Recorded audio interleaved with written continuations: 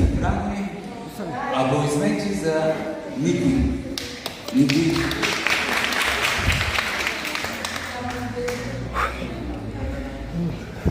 Той по принцип работи с неговия баща. И обаче в момента Любо е толкова талантлив, той е автор на музиката и така, Любо го няма, обаче са на събития на техния талант и техните хубави песни. Давай. Благодаря, Светли. Казвам се Ники, както Светли вече каза, по-настоящем отскоро русенец. Като цяло съм от Варна. Искам да ви представя две песнички, като първата е изцяло авторска, която е по текст и музика на Любен Телев, баща ми. Приятно слушане. Втората песен ще бъде, която записах първа, когато се качих на професионална сцена.